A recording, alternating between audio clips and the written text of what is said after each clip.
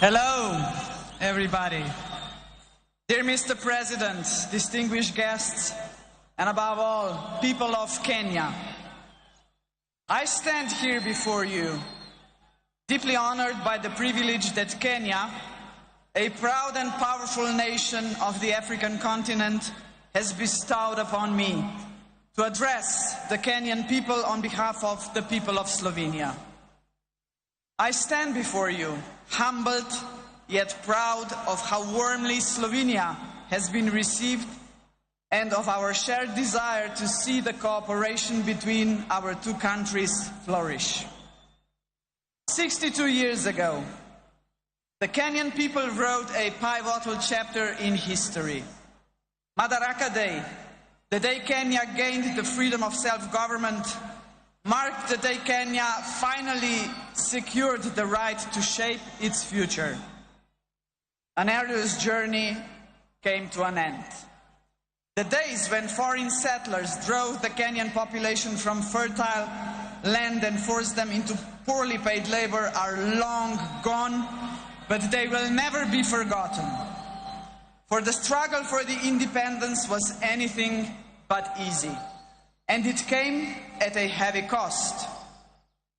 Of course, the Kenyan people know only too well that history is not just about facts. It is also about preserving and developing the fundamental values that ensure the survival of a nation. Values that strengthen its identity and, above all, its unity. Jomo Kenyatta, the man who led Kenya to independence, recognized this. He also knew that Kenya's unity alone would not be enough to secure a bright future of Africa. Africa must also unite. A strong Africa, ladies and gentlemen, means a strong Kenya. In this context, we must recall another milestone anniversary. The year 1945 not only marked the end of the Second World War. That year, 80 years ago, the Pan-African Federation was created. The founders of the Federation, including Jomo Kenyatta, sent a clear message to the world. 700 million people living under colonial rule and without rights had had enough. They demanded their place under the sun. One by one, the former colonies became sovereign and independent states, but the idea of African unity never faded, least of all in Kenya. What better proof of this vision than the most important project in African history to date, the creation of the African Continental Free Trade Area in 2018. Kenya was among the first countries to ratify the founding treaty. Mr. President, ladies and gentlemen, the lessons of the past shape our vision of the future. In the 1960s, the world experienced a wave of decolonization.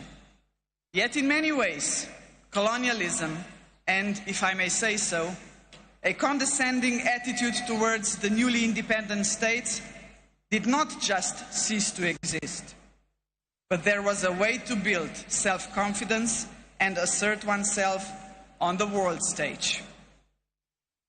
My generation, ladies and gentlemen, grew up in former Yugoslavia. We still remember the non-aligned movement of the Cold War era, a large and respected group of countries, including Kenya, that defied the interests of the superpowers and former colonial powers. That spirit of non-alignment was vital then, and it remains relevant today. We live in a world where both old and emerging powers are yet again shaping the world before our eyes. All the rest of us, the smaller countries, must not just passively observe these developments. We must ask ourselves, what about us? Are we ready to raise our voices? And Mr. President, we are ready. Both our countries are preparing for the future, and we have chosen the right path. Sustainable economic growth, protection of rich biodiversity, a strong will to keep pace with rapid scientific development, a commitment to multilateralism, to international cooperation and tackling common problems. These are the values that unite us. As you know, Slovenia is currently serving as a non-permanent member of the United Nations Security Council. Our diplomats take their role seriously and responsibly. They speak out whenever injustice is done to people all over the world, whenever innocent lives are lost.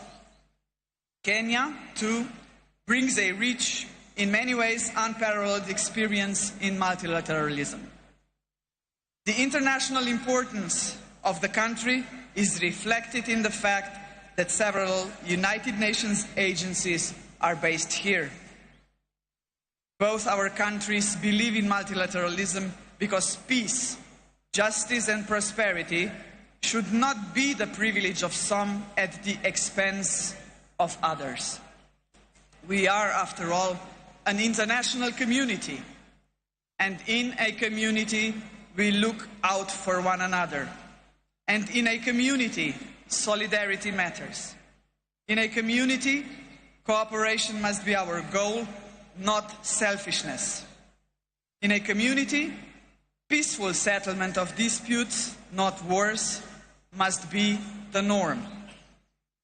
Only such a united community will be capable of confronting the world's most urgent challenges, such as poverty and climate change, lack of access to basic needs and social exclusion. This is why we should be proud that there are several projects in which Kenya and Slovenia are working together to support each other in tackling this kind of challenges. Dear Mr. President, dear people of Kenya, the Slovenian people celebrate Madaraka Day with you. We are a young country, but we too have our own story of struggle for independence. We celebrate with you because we are both proud and confident nations, nations that revere the past yet look firmly to the future. We must not be discouraged by the troubled world in which we live. We should look for opportunities that lead to a strong economy, scientific progress, innovation and environmental protection. Unity and determination have brought us this far. They will take us even further. As late Kenyan and African literature giant Ngũgĩ Thiong'o had said in his dreams in a time of war, believe in yourself is more important than endless worries of what others think of you. Value yourself, and others will value you.